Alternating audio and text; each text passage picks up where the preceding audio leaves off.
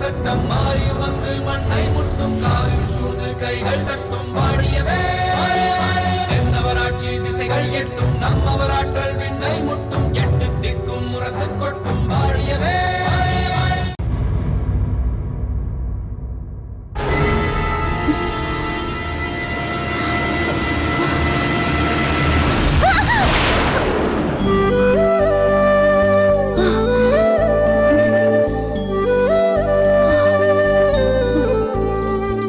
என்ன முத்துநகை, வாளெடுத்து வீசும் வீராங்கனையான நீ இப்படி பயந்து போய் நிற்கிறாய்?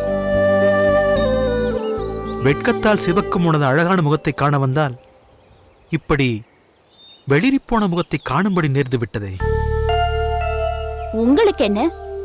என் நிலைமை தெரியாமல் வேடிக்கையாக பேசுகிறீர்கள்.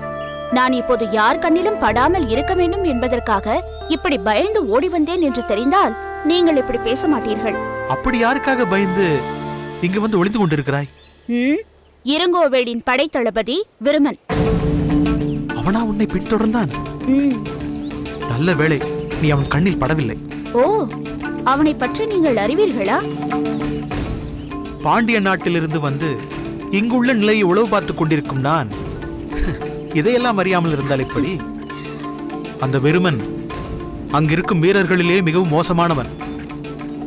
அங்கு செந்தலையார் என்று ஒருவர் இருக்கிறாரே. ஆமா, இருங்கோவேளின் பிரதான அமைச்சர். அவனது வலது கரமே அவர்தான். இருங்கோவேளை கூட சமாளித்து விடலாம். ஆனால் செந்தலையார் மிகவும் பயங்கரமானவர், கடுமையாக பேசக்கூடியவர். தாங்கள் சொல்வதும் சரிதான். நான் அங்குள்ள நிலையை ஆராய்வதற்காக அங்கும் இங்கும் சென்ற போது அந்த செந்தலையாரிடம் வசமாக மாட்டிக்கொண்டேன். நான் மகாராணிக்கு வைத்தியம் பார்ப்பவன் என்று சொல்லியும் கூட நம்ப மறுத்து என்னிடம் மூர்க்கத்தனமாக பேசினார். நல்ல வேளையாக தாமரை வந்து என்னை காப்பாற்றிவிட்டாள்.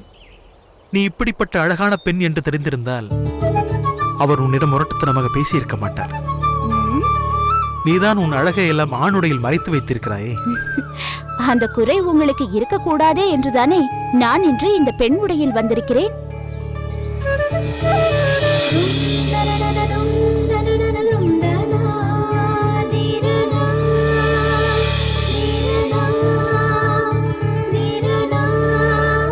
பொங்கு கணங்குடை மண்டிய கெண்டை புரண்டு புரண்டாட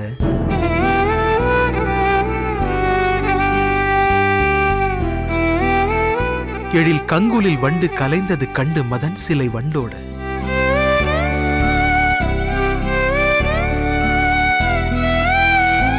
இரு கொங்கை கொடும்பகை வெண்டனம் என்று குழைந்து குழைந்தாட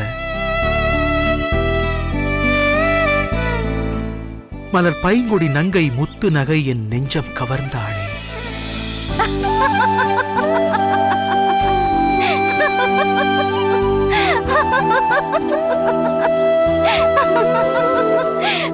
போதும் போதும். இதுவரை நீங்கள் ஒரு வீரர் என்றுதான் நினைத்திருந்தேன். இப்பொழுது கவிஞராகவும் மாறிவிட்டீர்களே. நான் கவிஞனாக இல்லையே என்றுதான் வருந்துகிறேன். உன் அழகை பாடுவதற்கு. ஓவியனாக இல்லையே என்றுதான் வருந்துகிறேன் உன் வடிவத்தை வரைவதற்கு. நானே உங்களுக்கு சொந்தமான பிறகு அவையெல்லாம் எதற்கு? இந்த அழகு முழுவதும் தங்கள் ஒருவருக்குத்தான் சொந்தம். அது உண்மைதான். ஆனால் இவ்வளவு ஆபத்தான காரியத்தில் நீ ஈடுபட்டிருப்பதை பார்க்கும் பொழுது என் நெஞ்சம் பதறுகிறது முத்துநகை. நான் ஒன்று சொன்னால் நீ கோபித்துக் கொள்ள மாட்டாய். நான் உங்களிடம் கோபிப்பதா? நிச்சயமாக அதற்கு வாய்ப்பே இல்லை. எதுவாக இருந்தாலும் சொல்லுங்கள். நம் இருவரின் நோக்கமும் ஒன்றுதான். உடலால் மட்டுமல்ல, உள்ளத்தாலும் நாம் இருவரும் ஒன்றான பிறகு உள்ளட்சியத்தையும் சேர்த்து நான் நிறைவேற்ற மாட்டேனா? நிச்சயமாக நீங்கள் அதை செய்வீர்கள் என்று எனக்கு நம்பிக்கை இருக்கிறது. பிறகு என்ன? பொறுப்புகளை என்னிடம் விட்டுவிட்டு நீ பாதுகாப்பாக இருக்கலாமே. நான் அப்படி செய்துவிட்டால் என் மீது நம்பிக்கை கொண்டு என்னை அனுப்பி வைத்த சோழ மன்னர் என்னை பற்றி என்ன நினைப்பார்? அதன் பிறகு சோழ நாட்டுக்கு நான் செய்ய வேண்டிய கடமையை எப்படி நிறைவேற்றுவேன்? அதனால் சிறிது காலம் பொறுத்துக் கொள்ளுங்கள்.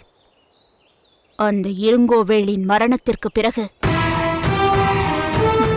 எல்லாவற்றிலிருந்தும் முழுமையாக விலகிவிடுகிறேன்.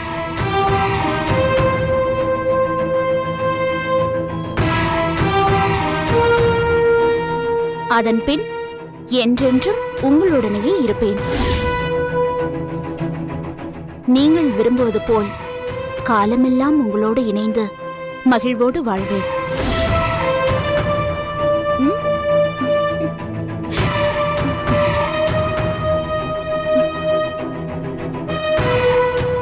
பேதை பெண்ணே, நான் மடிந்த பிறகு நீ எப்படி என்னோடு இணைந்து வாழ முடியும்?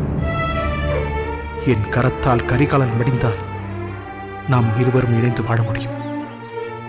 ஆனால் கரிகாலன் கரத்தால் நான் மடிந்தால் என்னை பற்றின நினைவுகளோடு தான் நீ வாழ முடியும்.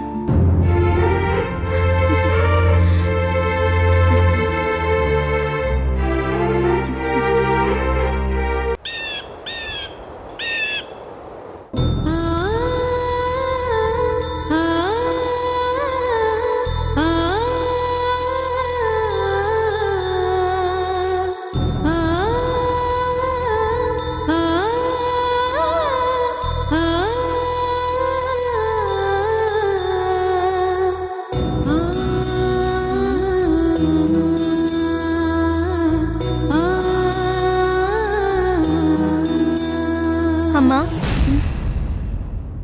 இன்னும் எவ்வளவு நேரம்தான் இப்படியே அமர்ந்திருக்க போகிறீர்கள்? உங்கள் தாயார் அழகம்மை தாங்கள் ஏன் இன்னும் உணவருந்தவில்லை என்று 2-3 முறை கேட்டுவிட்டார். நீ ஏதாவது சொல்லிவிட்டாயா என்ன? இல்லை அம்மா, உங்கள் அண்ணன் வந்து சொன்னதெல்லாம் அவர்களுக்கு தெரியாது. நானும் அதை பற்றி கூறவில்லை.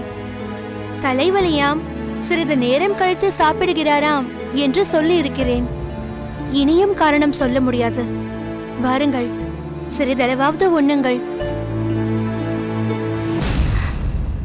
இப்படி வேதனையோடு வாழ்ந்து கொஞ்சம் கொஞ்சமாக செத்துக் கொண்டிருப்பதை விட ஏதாவது நஞ்சை உண்டு ஒரு கணத்தில் எல்லா துயரங்களிலிருந்து விடுதலை பெற்று விடலாமா என்று எனக்கு தோன்றுகிறது. என்ன பேச்சு பேசுகிறீர்கள்? இப்படிப்பட்ட எண்ணம் உங்களுக்கு எப்படி வந்தது? வீராங்கனை என்ற பெயர் பெற்ற நீங்களே இது போன்ற எண்ணங்களுக்கு இடம் தரலாமா? இப்படிப்பட்ட பெயர் எனக்கு கிடைக்க காரணமாக இருந்தவரே இனிமேல் எனக்கு கிடைக்க மாட்டார் என்ற நிலை வந்த பிறகு நான் ஏன் உயிரோடு வாழ வேண்டும்? அதற்காக தற்கொலை செய்து மடிந்து போனால் என்ன நேரும் என்பதை நீங்கள் அறிவீர்களா? மடிந்த பிறகு என்னடி நடக்கும்? எல்லாம் முடிந்துவிடும். நீங்கள் நினைப்பது தவறம்மா. இப்படி இடையிலேயே தன்னையே அழித்துக் கொள்பவர்கள் ஆவியாக தெரிவார்களாம். தன் குடும்பத்தில் தன் கண் முன்னால் நடப்பவைகளை பார்த்து கொண்டு தான் ஏதும் செய்ய முடியாமல் தவிப்பார்களாம். அவ்வளவு ஏன், தாகம் எடுக்குமாம், ஆனால் தண்ணீர் கூட குடிக்க முடியாமல் தவிப்பார்களாம். எங்கள் குடும்பத்தில் ஒருவர் அப்படி செய்துவிட்டு இப்படிப்பட்ட துன்பங்களை அனுபவிப்பதாக சொல்கிறார்கள். அது எப்படியோ போகட்டும். நீ சொன்னது போல் வீராங்கனை என்று பெயர் பெற்ற நான் இது போன்ற காரியத்தை செய்தால் அரச குலத்திற்கே இழுக்கு. நான் இப்படியெல்லாம் சிந்தித்தேன் என்பதை கூட நீ எப்பொழுதும் வெளியில் சொல்லக்கூடாது, புரிகிறதா? நான் எதற்கம்மா இதையெல்லாம் போய் வெளியில் சொல்ல போகிறேன்? சரி, நீ சென்று நான் உணவருந்துவதற்கு வேண்டியவற்றை எடுத்து வை. நான் வருகிறேன். சரி அம்மா.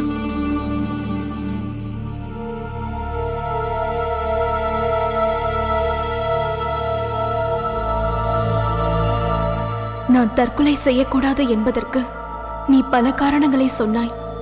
ஆனால் அதுதான் சரியான முடிவென்பதற்கு ஒரே ஒரு காரணம் போதும். அவரோடு வாழ முடியாது எனும் போது நானும் வாழ முடியாது. அன்பு தோழி, நீ ஆலோசனை சொல்வதற்கு இங்கு வருவதற்கு முன்பே நான் உலகை விட்டு செல்வதற்கு வேண்டியதை செய்துவிட்டேன் என்பது உனக்கு தெரியுமா?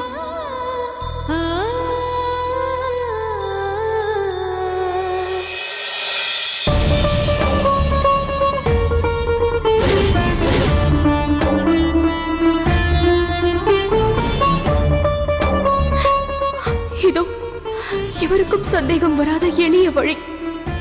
அரளிக்கொட்டைகளை எடுத்து அரைத்து வைத்த விழுது விடுவதற்கு முன்பே சென்று என் வாழ்க்கை முடிவதற்கான ஏற்பாடுகளை செய்துவிட்டேன். செழியன், நான் உங்கள் மீது உள்ள காதலை ஒரு முறை கூட வாய்விட்டு சொல்லவில்லை என்பது உண்மைதான். ஆனால் என் கண்கள் அதை உங்களுக்கு உணர்த்தவில்லையா? தங்களை காணும் போதெல்லாம் உடல் சிலிர்த்து நின்ற காட்சி உங்களுக்கு அதை புலப்படுத்தவில்லையா? ஏன் என்னை நீங்கள் புரிந்து கொள்ளவில்லை?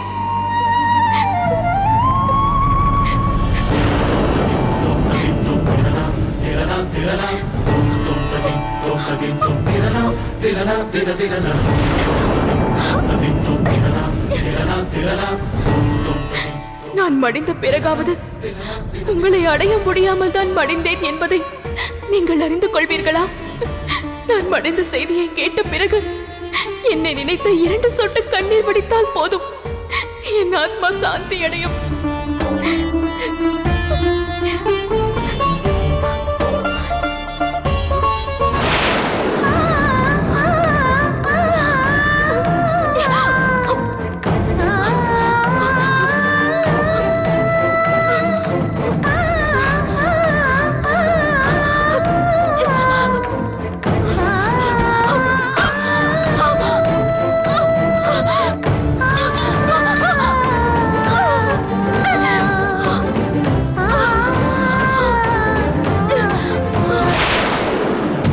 கலைவாணி, கலைவாணி, கலைவாணி, என்ன வயிற்று?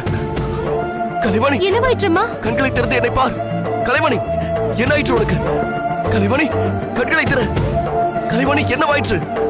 என்ன வயிற்று என்று தெரியவில்லையே. ஐயா, கலைவாணி, அரளி விதையை அரைத்து தின்று விட்டார்கள். என்ன அரளி விதையா? ஆமாம்.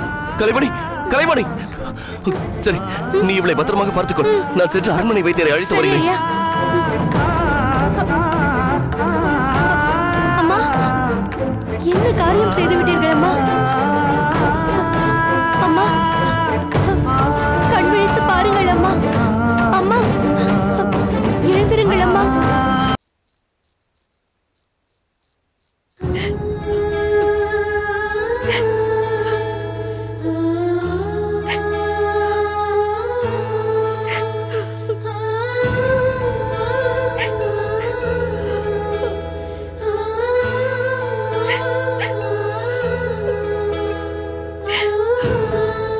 இப்போது எப்படி இருக்கிறது வைத்தியரே?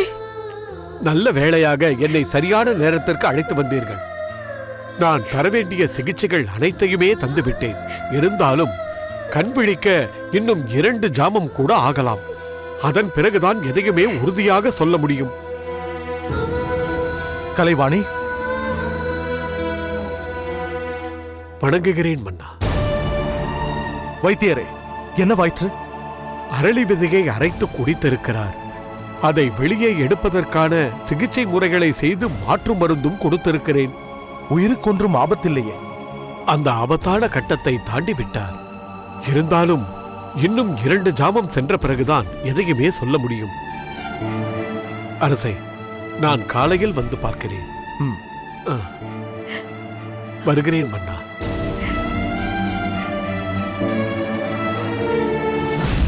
ஏன் இப்படி நடந்தது? எதனால் கலைவாணி இப்படி ஒரு காரியத்தை செய்ய துணிந்தார்? அது ஏன் சொல்ல தயக்கமாக இருக்கிறதோ? எல்லாவற்றையும் விசாரித்து விட்டுதான் வருகிறேன். அவள் அப்படி என்ன தவறு செய்து விட்டாள்? ஒரு மாவீரனைத்தானே காதலித்திருக்கிறாள். அதற்காக அவளை அடித்து அவமானப்படுத்தி வீட்டிற்குள் அடைத்து வைத்து ஏதேதோ கொடுமை செய்திருக்கிறீர்கள்.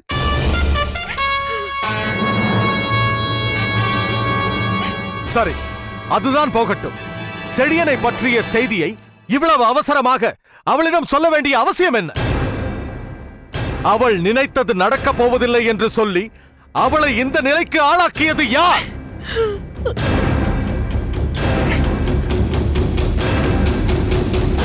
எல்லாம் இந்த மகேந்திரனால் வந்த வினை. அவையில் செழியனை பற்றி பேசிய மறுகணமே அனைத்தையும் இங்கு வந்து கலைவாணியிடம் கொட்டிவிட்டான்.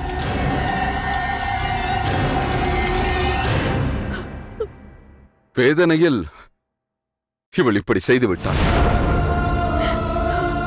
அக்கையாரே, தாங்களும் இளம் வயதில் இவரை விரும்பி மணந்து கொண்டவர்தானே?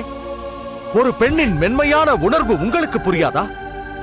அன்று நம் பெற்றோர்கள் உங்கள் விருப்பத்தை கடுமையாக எதிர்த்த போது நான் உங்களுக்கு ஆதரவாக இருந்து அவர்களின் சம்மதத்தோடு உங்கள் திருமணத்தை நடத்தி வைக்கவில்லையா?